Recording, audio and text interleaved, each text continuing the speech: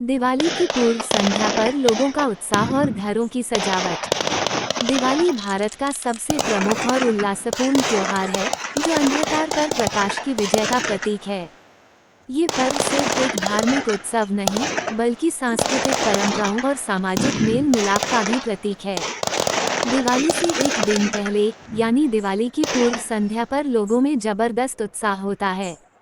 हर जगह चारों ओर रौनक और खुशी का माहौल होता है। लोग अपने घरों को सजाने, बाजारों से सामान खरीदने और पकवान बनाने में व्यस्त रहते हैं। दिवाली की पूर्व संध्या पर लोगों का उत्साह।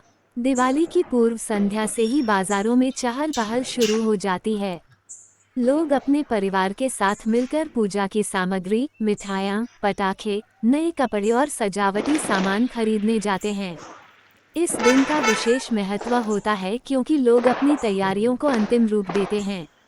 बच्चों के चेहरे पर पटाखों का आनंद लेने का उत्साह साफ झलकता है, तो वहीं बड़े अपने घरों में समृद्धि और सौभाग्य के लिए पूजा अर्चना की तैयारी में जुटे रहते हैं।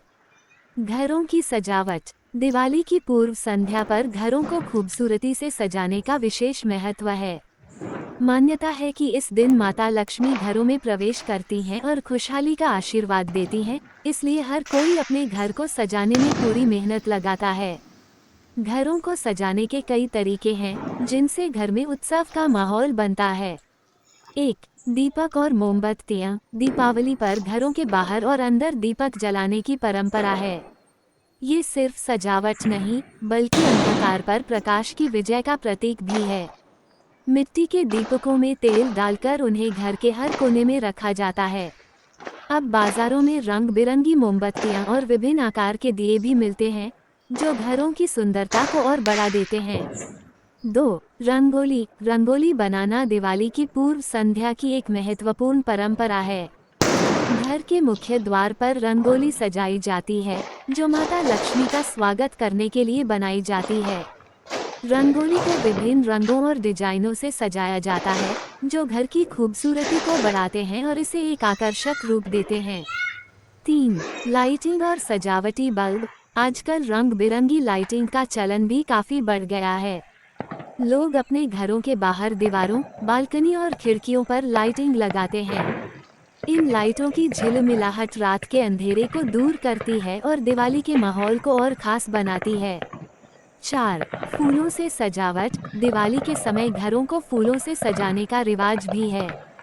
फूलों की मालाओं से दरवाजे, खिड़कियां और पूजा स्थल को सजाया जाता है। गेंदा और गुलाब के फूलों की सजावट घर के वातावरण को महका देती है और शुभता का प्रतीक मानी जाती है।